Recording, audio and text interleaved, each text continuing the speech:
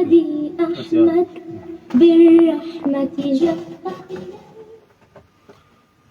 بسم الله والحمد لله والصلاة والسلام على رسول الله وعلى آله وصحبه ومن والاه وبعد، فإن أصدق الحديث كتاب الله تعالى، وخير الهدي هدي محمد صلى الله عليه وسلم، وشر الأمور محدثاتها، وكل محدثة بدعة، وكل بدعة ضلالة، وكل ضلالة في النار. أما بعد، السلام عليكم ورحمة الله وبركاته. وعليكم السلام ورحمة الله وبركاته. eléyìí ni àkọ́tún ètò yín ètò Fiqhul Islam, eléyìí tí ọmọdé ṣe sí bọ̀ wá ní gbogbo ọjọ́ Àlàmísì láago 6 àbọ̀ sáago 7 ìrọ̀lẹ́. Àbí Allah subhanahu wa ta'ala fún àwọn tí wọ́n jẹ́ onígbọ̀wọ́ ètò yìí, oríire ayé oríire alkiyama Allahumma sábà ní ṣe fún wa. Àbí Allah subhanahu wa ta'ala fún àwọn ashabul fadilati ulama tí wọ́n máa ń dá wa lẹ́kọ̀ọ́ lórí ètò yìí, kí Ọlọ́run bá Allah subhanahu wa ta'ala kí ó máa sábà ní dúró tí wọ́n bẹ̀rẹ̀ látọ̀rí bàbá wa fadilatu shaykhina al-walid الإمام قمر الدين يونس أقول دي حفظه الله تعالى، ونسأل الله سبحانه وتعالى أن يحفظه من كل سوء ومكروه، إنه سميع قريب مجيب الدعوات.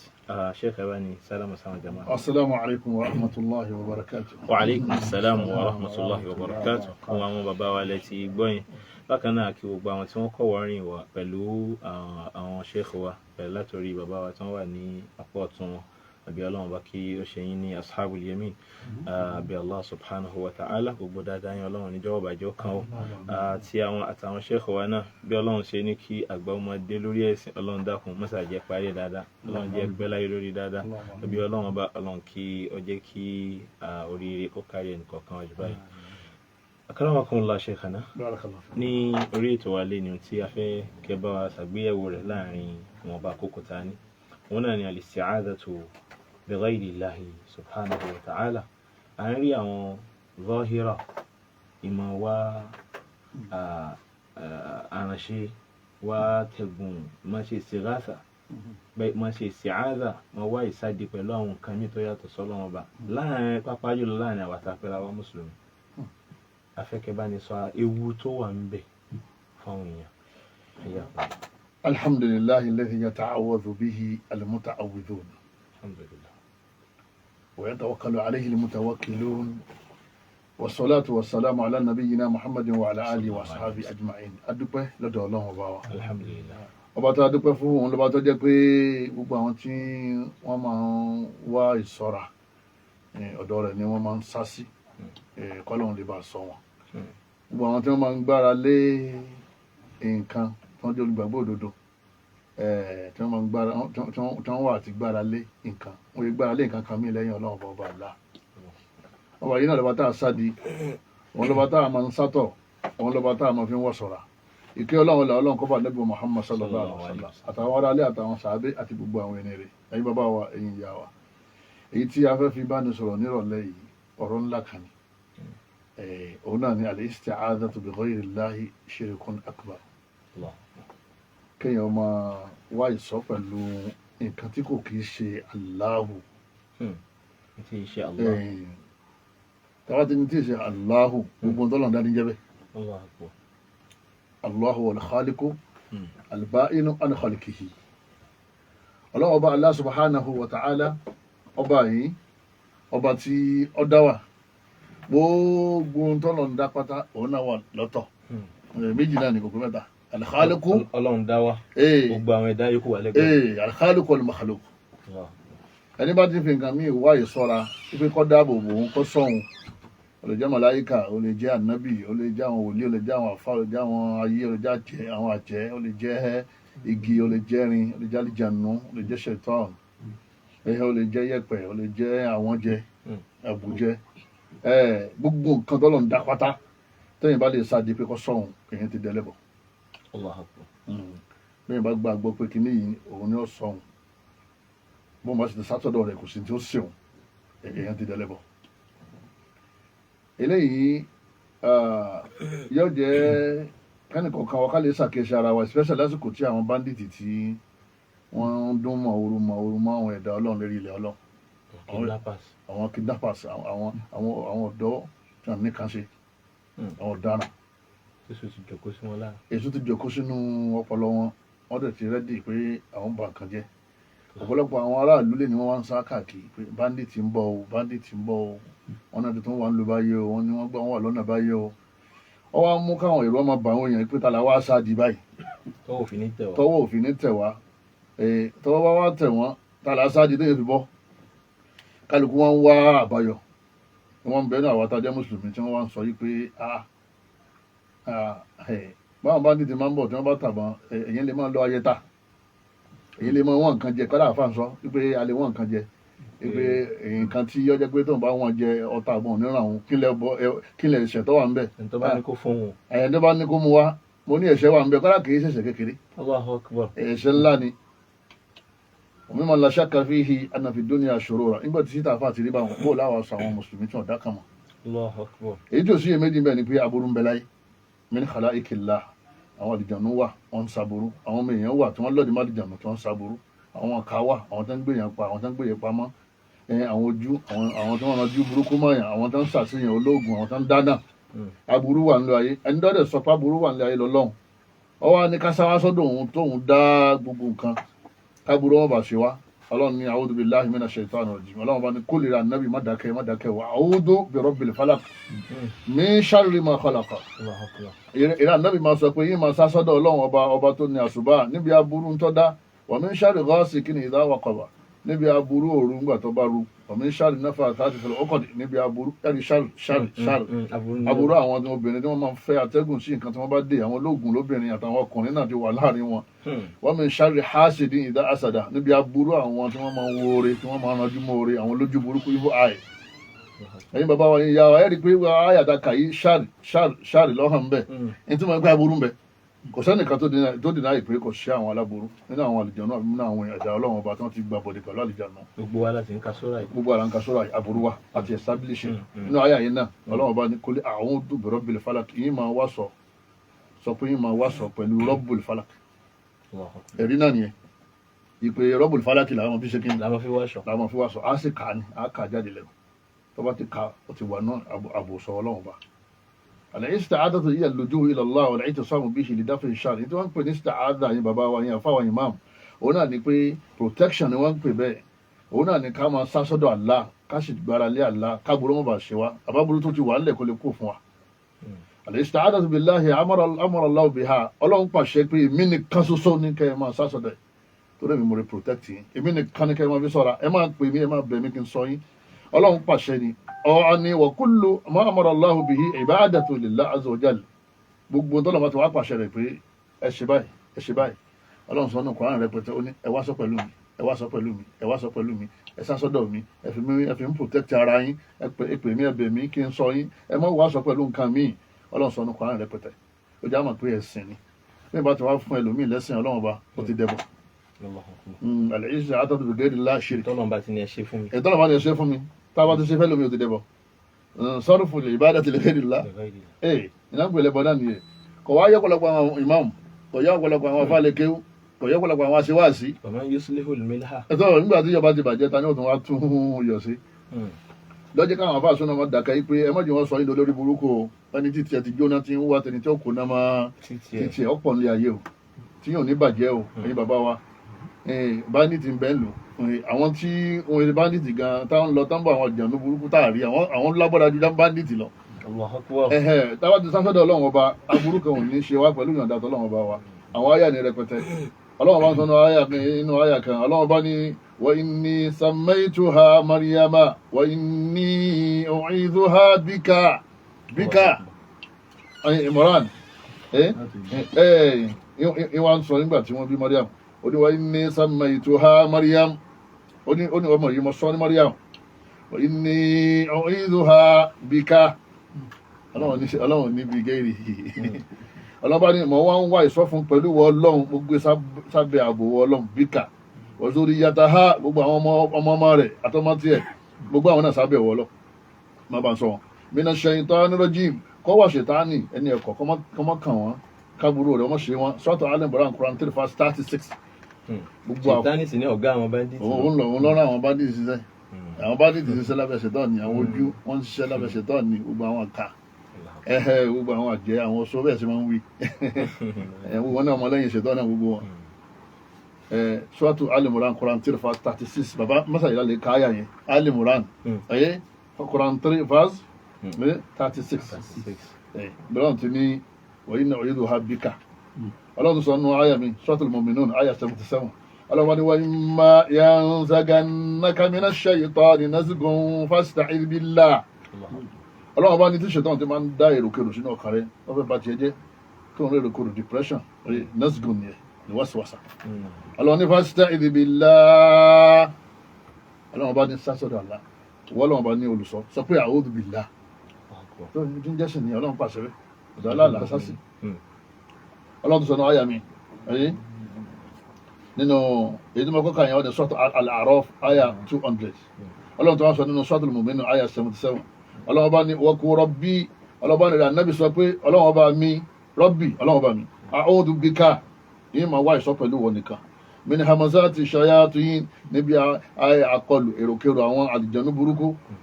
kúlọ̀ a'udhu birabbil falaq kúlọ̀ a'udhu birabbin nas ó ti tó ọlọ́run yóò ànábì máa sọ pé yìí máa wá sọ pẹ̀lú ọlọ́run tó ní àwọn èèyàn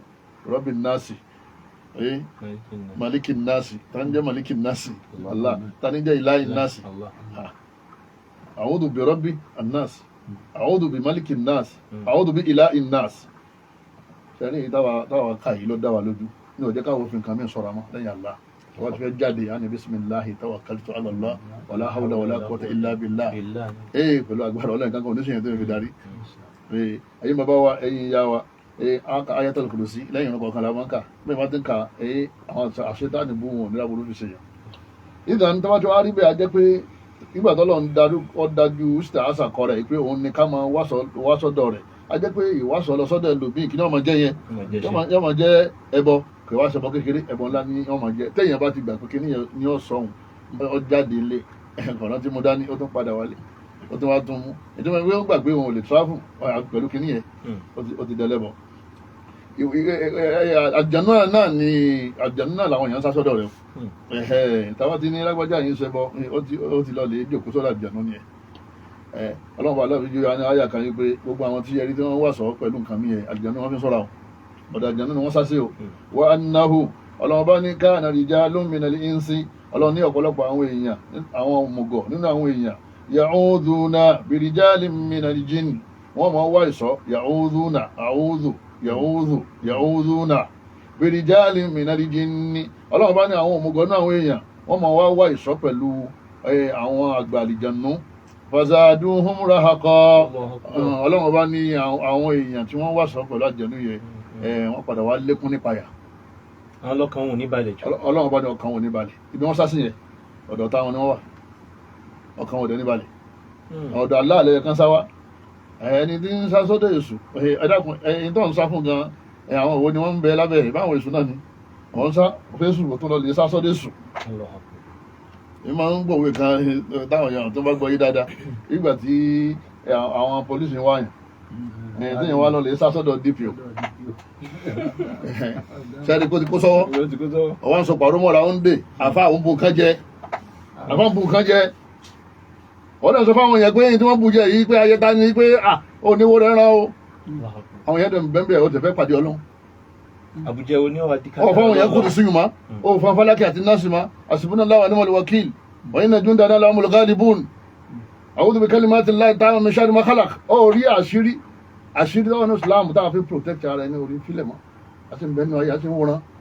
àwọn lẹ́yìn wọn bàtà yín jẹ́rì wọn bàtà àwọn èèyàn jẹ́rì ẹ̀yin bàbá wa ẹ̀yin ìyá wa nílẹ̀ Yorùbá ọ̀pọ̀lọpọ̀ táwọn èèyàn fi ń sọ́ra pọ̀ rẹpẹtẹ abá ni a sì mọ̀ bọ̀tà àwọn olóòṣà ni wọ́n ń lò ayẹta àwọn olóòṣà wọ́n ń lò ká máa pọ̀fọ̀ ká máa pàyájọ́ ẹ̀yin olúgbò ká máa pògèdè nítorí ìsọ́ afẹ́ dọ́fẹ́ nítorí pọ̀tà ń bọ̀ àwọn kèfèrí ni wọ́n ń lò àwọn ẹlẹ́bọ ni wọ́n ń ṣe àwọn mùsùlùmí kí ni wọ́n débẹ̀ àgbélépọ̀tà mùsùlùmí kò kí lò mọ́dàrí kan ẹlẹ́bọ ní í ṣe gbẹ́rẹ́ sísí àti tọrùn àti tọwọ́ àwọn ẹlẹ́bọ ni wọ́n ń ṣe òkì gbẹ́ bàǹtẹ́ àkábá gbére ọdẹ tí wọ́n máa ń dì sí àyà tí wọ́n gbàsọ lé ẹ̀rí gbogbo nǹkan wọn náà báyìí ni wọ́n dùn mọ́ra wọn àbùjẹ́ ńkọ́ èyí náà máa lá àṣejẹ́ èyí náà gbèsè ìtàmẹ́ta gbogbo ẹ̀ pátápátá ẹni bá máa wọn ṣe ẹlẹ́bọ máa wùlẹ̀ pẹ̀rẹ̀ mùsùlùmí mọ́tò bá ti ṣe mọ́ pẹ̀rẹ̀ aláfa pẹ̀rẹ̀ ní babaláwo ìtorí ní tó ní káwọn èèyàn máa ṣe ayẹta yẹn sì kí làwọn kèfèrí ń ṣe tó jẹ ayẹta lọ kùrùsí ń bẹ́ńlẹ̀ fún ọ suratul falaki náà sì ń bẹ́ńlẹ̀ fún ọ ṣe Hudhayfa ọlọ́run bá yọ́nú sí bàbá nínú àwọn sàábé wọ́n lè kí alárẹ̀ kan wọ́n tí wọ́n ń kí tí wọ́n ń pè ọlọ́run mọ́ lára dá falamasa àdọ́dá náà bá rí ìkíní kan tó so mọ́ apá rẹ̀ oúnjẹ kan yàbí parọ́ oúnjẹ ní yàbí fọwọ́ jẹ́ dàfíà haidon ọwọ́ ó dàbí okùn ó so mọ́ra báyìí fásá alama hada bàbá Hudhayfa ní ìwọ mùsùlùmí kí lélẹ́yìn kọ́lá ṣéhùn rúkẹ̀yà lè fi ó ní pàrọ̀ táwọn ń lò ní àmọ́ wọ́n ti pọ̀fọ̀ sí wọ́n ti wí nǹkan sí wọ́n ti pọ́kọ̀ àlìjẹ̀nú sí fọ́kọ̀tà Hudhayfa alhaidon òṣèlú ọba jà lọ́wọ́ lórí alárẹ̀ ọjà alárẹ̀ ó ní law mutta wa huwa alayka tó ọba ilé kú tí kìíní sí ń bẹ lápá ẹ̀ ma aflahta abada ó jèrè láyé ó sì jèrè lọ́rùn òun lè wọ náà ni bàbá Hudhayfa wa káyà kan pé wa ma yu'minu aktharuhum billahi illa wa hum mushrikun ọlọ́run bá ní ọ̀pọ̀lọpọ̀ àwọn èèyàn tó wọ́n kọ́ àwọn gbàgbọ́ náà ẹ padà rí pé ẹlẹ́bọ ni wọ́n ọ̀pọ̀lọpọ̀ àwọn èèyàn rí tàbá kó mùsùlùmí 100 jọ tipátipá lẹ́fì rí ẹni tó gbàgbọ́ 10 àwọn 90 tó kù wọ́n mọ̀ pé àwọn gbàgbọ́ àmọ́ ẹlẹ́bọ ni èèyàn tí ń fa kùrìsí èyí tó tún lo ayẹta èèyàn tó níyàn wọn ka fálẹ́kà àti nọ́ọ̀sì èyí tó tún lọ mọ́ darí kan òun síngbẹ́rẹ́ àfáà síngbẹ́rẹ́ nítorí ọ̀tá nítorí káwọn kíkọ́ ọ̀tọ́ máa ka àgbélépọ̀tá ọ̀ṣẹ́ àgbélépọ̀tá àbáwọ̀ ẹ̀ alájà ń wẹ̀ ṣẹ́rí ayé àtẹ́mi ọ̀ka náà mọ̀ kà yìí o mo dẹ̀ ti kà á fún ọ ti gbọ́ ọwọ́ kù sọ́run rẹ̀ mùsùlùmí máa ń wá sọ pẹ̀lú nǹkan mẹ́ta bí asmaillah al-ista'adatu bí asmaillah pẹ̀lú orúkọ ọlọ́run tó bá ti dá ìdáàbòbò ọlọ́run máa bọ̀ ọ́ kódà a'udhu bi rabbi nas maliki nas ìlà ìnà orúkọ ọlọ́run tó bá ti wí bọ́lọ́run ṣe sọ́hun ipa ọ̀tá ò ní ká. àwọn kan náà ń bẹ táwọn náà máa ń dín nǹkan mọ́ra tí wọ́n lọ kọ́ ọlọ́run làwọn bí sí. no gbogbo tó yẹn bá dè mọ́ra ìbá jẹ́ pé ọ̀hàn tún sí ni ọkọ̀ orúkọ ọlọ́run sí ni àwọn sàábé ní tẹ̀mímà náà ní pàrọ̀ ara pàrọ̀ náà torí ànábì òsì ànábì máa ń ka ẹ̀gbọ́ ọlọ́run ní kúl ọlọ́run ní kó so mọ́ra ọlọ́run bá ní máa ka àmọ́ wí ni àwì ni àìso mọ́ra àwì kúl lọ́wọ́ àmì àbí kúl ní ìdánilọ́mù dáadọ́ tó máa kúl máa wí má dákẹ́ ní ìtumọ̀ ẹ̀dá àwọn tó máa wí àwọn tó fi rọ́bì nas maliki nas orúkọ ọlọ́run dẹ̀ dáwò bẹ́ẹ̀ tó bá ti dárúkọ dá ẹlẹ́ẹ̀kejì bí sifatillah al-ista'adatu bí sifatillah òun ni ká ní a'udhu bi kalimatillahi tammati min sharri ma khalaqa alẹ́bí ní ìbá wíbẹ́ tàbí mo ṣe wí yẹn lójúmọ́ ìdáàbòbò bò ó ọlọ́run dáàbòbò tí ló fi sí jọ́nà a'udhu bi kalimatillahi tammati mọ́ wá sọ pẹ̀lú kalimatillah gbólóhùn ọlọ́run ọba gbólóhùn ọlọ́run ìròyìn ọlọ́run kalimatillah sifatullah níbi agbóhùn tó lọ́n dá al-ista'adatu bi ayatillah ìkẹta oníkọ́ ọmọ wá ìsọ pẹ̀lú àyà Qur'an ayatul kursi Allahu la ilaha illa huwal hayyul qayyum máa kà á púpọ̀ ọ̀ṣẹ́gun ta nìkan jò ní ọwọ́lé rẹ̀ ọlọ́wọ́n ká Allahu la ilaha illa huwal hayyul qayyum la ta'khudhuhu sinatun wa la nawm ọlọ́wọ́n sì ń gbọ́ ohun orí wọn wípé ó ti bẹ̀rẹ̀ sí ká ọ ẹjá lọ àwọn àlùjànnú ní olóhùn gbọ́ Yorùbá yẹn tí wọ́n sọ àwọn àlùjànnú Yorùbá ni wọ́n sọ wọ́n ní ẹjá lọ ó ti tún bẹ̀rẹ̀ sí ká ọ Allahu la ilaha illa huwa àìmọ̀ iye àwọn àjọ tí sì ń sọ bẹ́ẹ̀ tí wòye gbọ́ tó bá ti ń kà. ọmọ ìyá mi ayatul kursi protection tó lágbára Suratul Baqara máa ka nínú ọjà rẹ ní ṣọ́ọ̀bù rẹ nílé iṣẹ́ rẹ nínú ilé rẹ ọlọ́run ó lé àwọn ọjà ní burúkú kó ń bẹ̀ ní hasbunallahu wa ni'mal wakil ọlọ́run ní alladhina qala lahumun nasu inna an-nasa gbogbo àtàn sá fún àwọn bandits táwọn lọ lè wé nǹkan mọ́ra táwọn lè wá ìdáàbò pẹ̀lú àwọn ẹlẹ́bọ gbogbo èèyàn ẹlẹ́bọ yìí ní ká wá gbà wálẹ̀ táwọn pe àwọn èèyàn pé ọyá ẹ lọ lè wá èyí táwọn bàbá wa ń lò nílẹ̀ Yorùbá ẹ wá gbọ́n táyà yìí sọ fáwọn mùsùlùmí nígbà tí ànábì kúrò ní ogun Uhud ẹ mọ̀ pé wọ́n pọ̀ pọ̀lọpọ̀ náà sáré nígbà tí wọ́n wá lọ sí Madina àwọn Abu Sufyan nínú àwọn ọ̀tá tí wọ́n wá bá wọn jà wọ́n náà padà gbà Ìsìlámù Abu Sufyan wà wò pé àyè tàbí lọ́mọ kàlí ebi àti pa ọ̀pọ̀lọpọ̀ nù wọn ẹja fẹ́ kan kó lọ lé bọ̀ ń bá wọn ní Madina káfẹ́ kan kó lọ lé pa wọn Madina káfẹ́ mọ̀ pa fínísì gbogbo wọn Madina wọ́n ń sọ̀rọ̀ yẹn lẹ́yìn ìlú alladhina qala lahumun nas inna an-nasa qad jama'u lakum àwọn èèyàn wọ́n wá gbọ́ wọ́n sọ fáwọn sàábé Madina pé inna an-nasa qad jama'u lakum àwọn ọ̀tá yín wọ́n ti tún kójọ fàkúṣáhùn ẹjíkẹ́rù ọba yín ẹ bẹ̀rù wọn o tán gbé dání ọ̀dá o báwọn náà ṣe ń bẹ̀rù àwọn bandits ní ìsìnjàmá fàkúṣáhùn wọ́n ti tún dé o ẹ bẹ̀rù wọn o wọ́n ti padà o faqalu hasbunallahu wa ni'mal wakil ọlọ́run bá ní àwọn sàábé wọ́n wá ní hasbunallahu wa ni'mal wakil ọlọ́run tó wá ó sì tó lẹ́nu tá a fi ara tẹ̀lé ara tì sí ó tó wa ó sì tó lẹ́ni tá a gbọ́kàn lé hasbunallahu ọlọ́run tó wa ẹ̀rí wa ni'mal wakil ó tún wá tó lẹ́ni tí èèyàn máa ń gbọ́kàn lé tí èèyàn máa ń fara tì bí wọ́n ṣe sọ tán báyìí kálímà kan náà ni wa hasbunallahu wa ni'mal wakil ní fanqalabu bi ni'matin minallahi wa fadl ọlọ́run bá ní apá ìwà dáyàjá àwọn Abu Sufyan ọlọ́run báwọn ti wí kálímà báyìí ọlọ́run dá ẹrù sínú ọkàn wọn sá padà àwọn sàábé wọn wá padà pẹ̀lú àlàáfíà wọn padà sí Madina pẹ̀lú àlàáfíà wa fadl àti ọlá lámù yamsasuhum su bí à ń lọ yàn ni ọlọ́run bá nígbà tí wọ́n sọ hasbunallahu wa ni'mal wakil tán aburú kankan wà kàn wọ́n mọ́ bọ́ọ̀ bá ti ṣe hasbunallahu wa ni'mal wakil owó aburú ò ní tẹ̀ ọ́ ẹ̀yìn ọ̀dá wa ti gbọ́ pé àwọn kan dín mọ̀wúrúmọ̀ àwọn ni wọ́n ti dẹ́yìn ìlú wọn náà bẹ̀ lọ́nà ìlú kan wọ́n sábà ní hasbunallahu wa ni'mal wakil hasbunallahu wa ni'mal wakil Suratu Ali Imran Quran 3 verse 173 lọ́wọ́ àwọn protection tó wà ní Quran kí ni àfa wa débi ayẹta kí ni ilé mọ́ mọ́sálásí tó ń kí wá débi ìgbéré ọdẹ bàtẹ́ ògùn ká máa fi nǹkan kọ́lé ká máa fi ká máa sòkan mọ́tò ká máa sòkan mọ́dì ká padà láti bus stop ká tó wá mú nǹkan ká máa mú àwọn awọ àwọn èrè ká máa wá máa kó abẹ́rẹ́ sínú ẹ̀ kéèyàn wá pa lókun kọ́ pa láwọ̀ kọ́ máa fi sápò kọ́ máa ní tí ń sọ̀hún nìyẹn ṣé kèfèrí nìwọ ni ẹbí mùsùlùmí nìwọ bọ́dé al-akhadhu bil-asbab al-istihada jaiz èyí tí ò yẹ wọn ájò kan bẹ tí ó tọ́ ájò ọ̀tọ̀ lẹ́yìn ìgbà téèyàn bá ka kò sí ìta àwọn ájò kan bẹ tọ́tọ́ bọ́dé ájò yìí ẹ̀sìn gan ló gbé wá òun náà ni ká lo sábàbí tábúrò fi ní ṣe wá ara ẹ̀ ni anabi sallallahu àti Abubakar wọ́n sá sínú gáàrú fáwọn nígbà táwọn ọ̀tá ń lé wọn ní Maka wọ́n sá sínú gáàrú fáwọn ń sọ pọ́lọ́ ń sọ̀hún ó lè sá sínú àpáta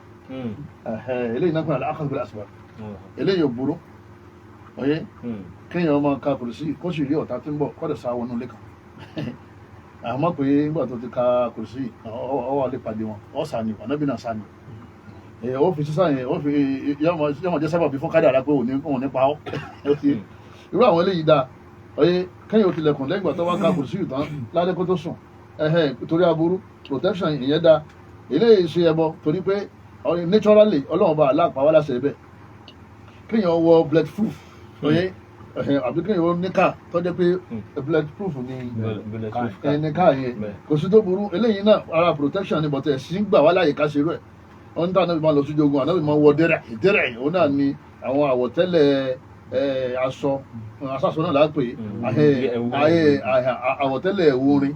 fẹ́lẹ́fẹ́lẹ́ báyìí ni tó dé pé tí wọ́n bá ta lọ́fà ọfà ò ní wọnú rẹ̀ ànábì àmọ́ wọ̀ wọ́n ní kọ́dà ogun kan méjìlá ànábì gbé wọ̀ ọ̀dẹ̀ ní sàdúrà kọ́lọ̀ ń dáàbò wò ẹ̀hìn nídìí bẹ́ẹ̀ wọlé yòbóró ọ̀yẹ́ àmọ́ kọ́ wá gbé gbére ọdẹ wọ̀ kọ́ mọ bò kan jẹ kọ́ mọ dé bàǹtẹ́ kí wọ́n àfa kọ́ mọ dé pàró gbogbo àwọn eléyìí bẹ́ẹ̀ bá ti ṣe ọ̀dẹ̀ lẹ́bọ̀ tó láti jànú náà fi ń wá sọ yẹn lọ́wọ́ bá fẹ́ jáde ẹ̀yin bàbá wa ẹ̀yin ìyá wa ọlọ́run ìjà pàdé àbúrò nípàdé wa ẹ̀mí ọ̀balẹ̀ kálukú ń bẹ̀rù sọ̀rí tàwa ti fẹ́ jáde sáà ní bisimilahi tawakkaltu ala Allah wala hawla wala quwwata illa billah ọlọ́run dáàbò wọ́n tó fi lọ tó fi dé àyọ̀ àmọ̀ wá pàdé àwọn yẹn wọ́n wọṣọ sọ́jà ni wọ́n kì í ṣe sọ́jà wọ́n wọṣọ àmì ni wọ́n kì í ṣe àmì àwọn yẹn wọṣọ polisi wọ́n kì í ṣe polisi ọwọ́ rí pé àwọn tó ń bọ̀ yìí àwọn àtìláwí ni ọwọ́ ni Allahumma inna naj'aluka fi nuhurihim wa na'udhu bika min shururihim bó ṣe wí náà nìyẹn Allahumma inna naj'aluka fi nuhurihim wa na'udhu bika min shururihim anábì ní gbogbo àtẹ́wá ti pàdé ọ̀tá tó fẹ́ ṣe ń lọ́sẹ̀ èyàn sọ pé Allahumma ya Allah ẹ̀yẹ̀rì Allah la fi wá sọ gẹ́gẹ́ pé ó mú kan pé ó fi nǹkan bọnu ní ọ̀fọ̀ burúkú Allahumma anábì ní Allahumma ní kẹwìí ní Allahumma inna naj'aluka fi nuhurihim àfi wọ́lọ́n síwájú wọn aburú tán gbé dání mọ́jọ dọ́dọ̀ wa wọ́n náà àwọn òdòdó kan ní ṣòro rẹ̀ àwọn tí ń sásọ́dọ̀ rẹ̀ àwọn wá sọ pẹ̀lú rẹ̀ níbi aburú tó wà lára wọn tẹ́bá ti wí bẹ́ẹ̀ ọlọ́run darí wọn ọlọ́run yóò jẹ gàba lérí ọkàn wọn ọ̀hún nípa aburú sẹ́yìn wọn ẹ mọ̀ pé àyàfà ẹ máa lọ ọ̀yá ẹ máa bá tí ń lọ ẹ máa lọ ọlọ́run bá aláà ó ti jẹ gàba lérí ọkàn yẹn ni ẹ̀yin bàbá wa ẹ̀yin yá wa ìsọpọ̀ nínú Al-Qur'ani Karim àwọn ayé àsọ ọ̀pọ̀ nínú Al-Qur'ani Karim ẹni kọ̀ọ̀kan wa ẹni ká mú dútú ẹ̀ ti wa àwa kò kí so níṣẹ̀ṣe àwọn mùsùlùmí àwa kì í ṣẹlẹ́bọ